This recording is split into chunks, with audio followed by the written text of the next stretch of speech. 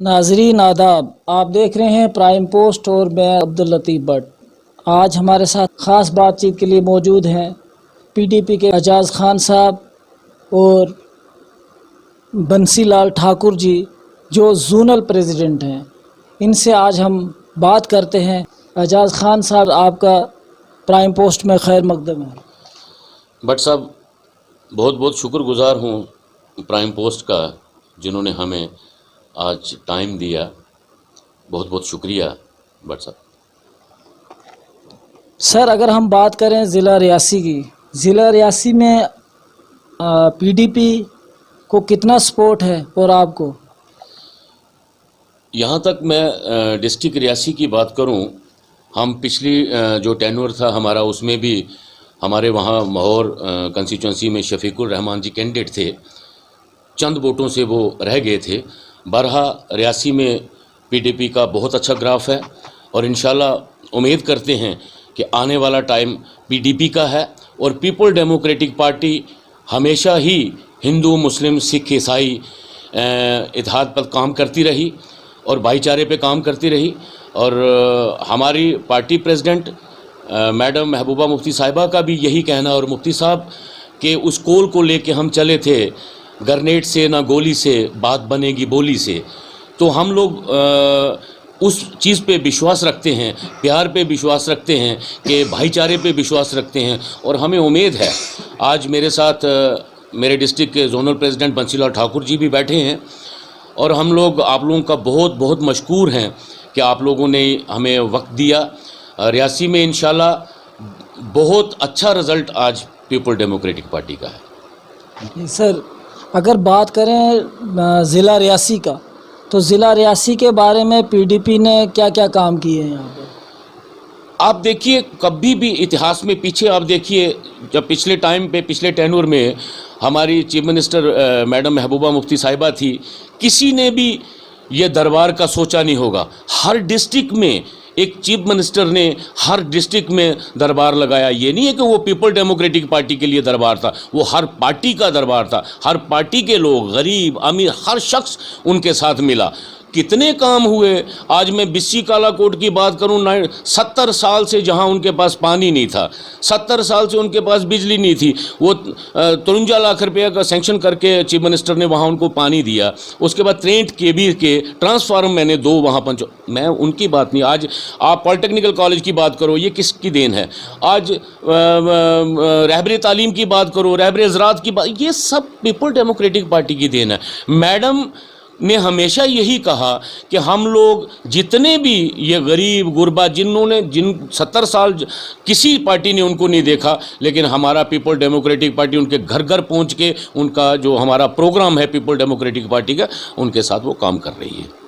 Sir, Reasi district के जो बारीदार हैं, उनकी कभी आपने आवाज़ उठाई? मैं भट्ट साहब आपका शुक्रगुजार हूँ कि आपने इस बात को दोबारा, मैंने पिछले दिनों ही एक इंटरव्यू किया था। पिछली बार जब यहाँ इलेक्शन हुई थी, उस बात प्राइम मिनिस्टर ऑफ इंडिया ने उधमपुर में आके एक बात कह दी कि बारीदारों, ये आपका मसला मैं हल करूँगा। और जब प्राइम मिनिस्टर ऑफ इंडिया ये बात बोल जाते हैं तो मुझे नहीं लगता फिर कोई बात रहती है। और पूरी दुनिया के सामने प्राइम मिनिस्टर ऑफ इंडिया ने ये बोल दिया था, बारीदारों को धोखा हुआ है, उनके साथ धोखा हुआ है। मैं नहीं कहता कि एक बीजेपी ने धोखा किया, मैं कहता हूँ नेशनल कॉन्फ्रेंस ने भी धोखा किया, मैं कहता हूँ कांग्रेस, हर पार्टी ने बारीदारों को लूटा है, उनके साथ धोखा किया है। उनको कितने 25 से 30 हज़ार लोग हैं, उनके साथ अनजस्टिस हुआ। हम कहते हैं कि जो हिमाचल के मंदिरों में हो रहा है, आप 30, 35, 40% जो उनको दे रहे हो, वो बारीदारों को, इनको भी दो बेचारों को, इनका भी हक है। वो उनकी जो टीम है वो हमारे पास पहुंची पीपल डेमोक्रेटिक पार्टी के। हमने अपनी पार्टी प्रेसिडेंट साहिबा से भी बात की, और इंशाल्लाह हम उनकी आवाज़ बन के अब आगे निकलेंगे और कोशिश करेंगे कि उनका मसला जो है जल्दी से जल्दी हल हो। सर, क्या कारण है कि लोग पीडीपी से लोग निकल रहे हैं? सर, ये पार्टी है, ये सियासत है, लोग आते हैं, लोग जाते हैं, इनसे फ़र्क नहीं पड़ता है। जो जाते हैं 2 जा रहे हैं तो 6 आ भी रहे हैं, इन चीज़ों से फ़र्क नहीं पड़ता है। जो जाता है उसको हम लोग, जो मेरा होगा वो जाएगा नहीं, जो मेरा नहीं है, जो आया है इक़्तिदार लेने तो वो जाएगा। तो हम इस पर इतना गौर नहीं करते हैं पार्टी। ठीक है सर, अगर आप जीत जाते हैं रियासी ज़िला से, या आपका कोई पीडीपी का कैंडिडेट जीतता है, तो आप रियासी के लोगों के लिए क्या करना चाहते हैं? बट सबसे पहले हम लोग महंगाई पे बात करेंगे।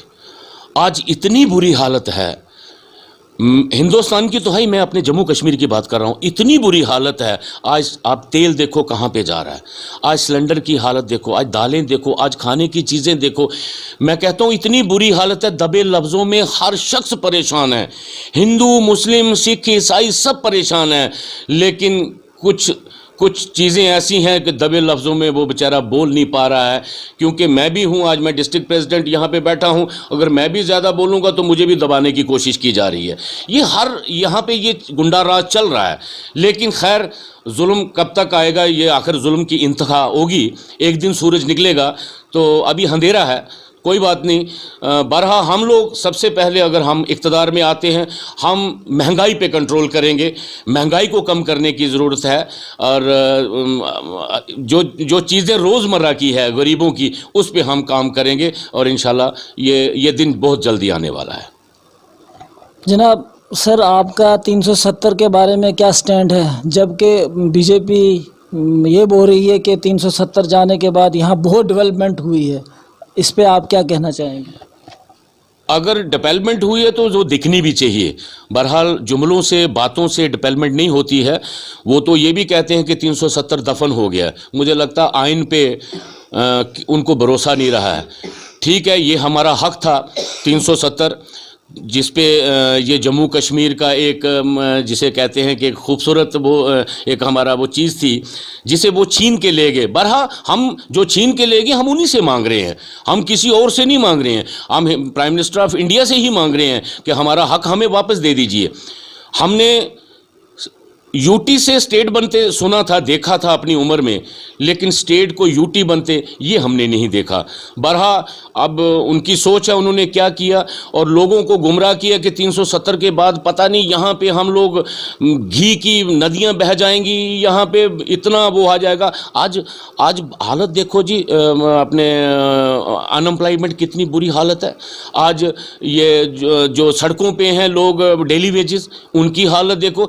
अरे यार, उन लोगों को पहले करो जो 60-70 हज़ार लोग हैं, उन लोगों का उनका घर कैसे चलेगा? अगर मुफ्ती साहब की ये स्कीम थी रहबरे तालीम, रहबरे ज़रात, या इन चीज़ों को उनको लाया, उनके घर 14,000 15,000 से चल रहे थे, तो आप तो उन लोगों को निकाल रहे हो।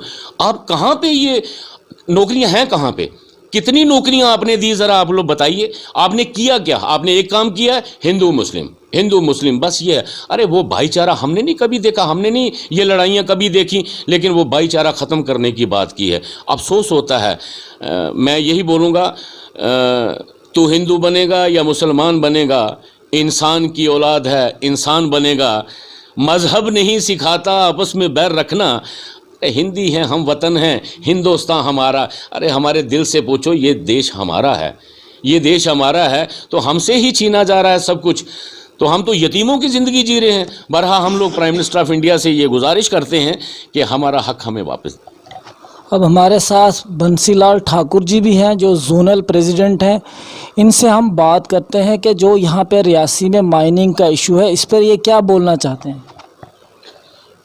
सबसे पहले मैं ये प्राइम पोस्ट जो आपका चैनल है इसका बहुत शुक्रगुजार हूँ, क्योंकि ये दबे कुचले लोगों की और फार फ्लंग एरिया के लोगों की बात करते हैं। तो माइनिंग का जो चल रहा है काम, मैंने पिछले दिनों देखा कि जहाँ धरने प्रदर्शन लोग कर रहे हैं, लेकिन जो लोग जहाँ कुछ धरने प्रदर्शन कर रहे हैं और कुछ जो माइनिंग के जो ठेकेदार हैं वो भी बड़े यही हैं। बीजेपी के जब से ये जम्मू कश्मीर स्टेट को एक डेड बॉडी बना के रख दिया है, तब से जहाँ खनन माफिया, शराब माफिया, कितने लोग आ गए हैं जो जहाँ हर पिछले दिनों आपने देखा था बीजेपी के एक बड़े लीडर ने जम्मू में कहा था कि तवी नदी को बेच रहे हैं, और उसमें हमारे जो खास आदमी है जहाँ के एमपी, उनका नाम वो ले रहे थे, लेकिन उसके बाद उसको बात को ही दबा दिया। तो इसका ये मायने का जो मसला है, ये जहाँ का नहीं है, रियासी का नहीं है, हर जगह का है। लेकिन हम चाहते हैं रियासी में जो रेट जम्मू में है, जो रेट उधमपुर में है, जो सांबा में है, वही रेट रियासी नास में होना चाहिए। हम इसके खिलाफ हैं बिल्कुल, मायनिका जैसे ही। और जो गरीब लोग हैं, खासकर जो पंचायतों में काम हो रहे हैं, उनको इन्होंने फ्री देना चाहिए। जहाँ को विधवा हैं बेचारी, कोई दूसरी तीसरी हैं, क्योंकि ये ज़मीन जायदाद, ये नाले ये हमारे हैं, ये इन लोगों के नहीं है। ये ज़बरदस्ती हम पर आकर ये थोपा जा रहा है, और एक माफिया ग्रुप बना दिया है जो कि लोगों को दोनों हाथों से लूट रहा है। सर आपने कभी आवाज़ नहीं उठाई इसके बारे में? इसके बारे में हमने कई बार आवाज़ उठाई, हर जगह आवाज़ उठाई, कहाँ नहीं उठाई। लेकिन क्या आवाज़ उठाते, जहाँ टोल प्लाजा है, कितना सामने लोगों को लूट रहे हैं, कहीं आवाज़ कहाँ। एक इमरजेंसी होती है, डिक्लेयर इमरजेंसी, और एक होती है ऐसे ही इमरजेंसी। ये ऐसे ही इमरजेंसी लगा दी है, जहाँ लोगों को कोई आवाज़, कोई ज़्यादा आवाज़ करता है तो उसको बस बाई फोर्स जेलों को डाला जाता है, जहाँ कहीं डाला जाता है। लेकिन ये अत्याचार कितनी देर चलेगा? आखिर एक दिन वो कहता है, वो किसी ने कहा कि हे गमे दिल इतना गमगीन ना हो तू, इस अंधेरी रात में ज़रूर सुबह होगी, सुबह का तू इंतज़ार कर। तो ऐसी कोई बात नहीं है, जो सिस्टम है ये बदलेगा। जितने जुल्म होंगे लोगों पर, तो उतने ही ये लोग, उतना ये लावा जो है वो फटेगा, और इनको नुकसान होगा उससे। तो मैं ये चाहता हूँ कि इनको हम ये तो मैंने का जो जहाँ का जो मसला है, ये डीसी एसपी जहाँ का जो एडमिनिस्ट्रेशन है, इसको देखना चाहिए। ये सामने दिख रहा है, एक साइड 3 रुपये, 3.5, 4 रुपये है, और 11 रुपये जगह कौन हर शहरी को जानता है। ये एडमिनिस्ट्रेशन को देखना चाहिए, क्योंकि एडमिनिस्ट्रेशन भी अंडर प्रेशर है, इन पर भी कोई दबाव है, तब ये ऐसा हो रहा है। कभी आपने एडमिनिस्ट्रेशन से बात करने की कोशिश नहीं की? हमने बहुत बार एडमिनिस्ट्रेशन से बात की, रोज कभी नहीं। 15-20 दिन पहले चलते रहे, लोग धरने दे रहे हैं, जुलूस निकाल रहे हैं, और जुलूस भी वो लोग निकाल रहे हैं कि बीच में वे लोग भी हैं जिन्होंने ठेके भी ले रखे हैं और लोगों को भी बेवकूफ़ बना रहे हैं। तो मैं कहता हूं कि ये सिस्टम ज़्यादा देर नहीं चलेगा। और लास्ट में हम एजाज साहब से ये बात बताना चाहेंगे कि आप ज़िला रियासी के लोगों के लिए क्या मैसेज देना चाहते हैं? मैंने पहले ही बोल दिया, सारे जहां से अच्छा हिंदुस्तान हमारा, हम बुलबुलें हैं इसकी ये गुलिस्तां हमारा। मज़हब नहीं सिखाता आपस में बैर रखना, हिंदी हैं हम वतन हैं हिंदुस्तान हमारा। अगर इस मिसरे को सब लोग समझ जाएंगे तो ये हिंदुस्तान एक बहुत खूबसूरत गुलदस्ता है, इसमें रंग रंग के फूल रहते हैं। हम सब भाई हैं, और हम मिल किसी पार्टी में भी जाओ, किसी में भी काम करो, किसी को कोई एतराज़ नहीं है, लेकिन हिंदू मुस्लिम सिख ईसाई भाईचारे को मत तोड़ो। हम लोग हाथ जोड़ के सबको कहते हैं, इस भाईचारे को एक वोट बैंक के लिए इस भाईचारे को मत तोड़ो। हम एक हैं, एक थे, एक ही रहेंगे। बट सब बहुत बहुत शुक्रिया।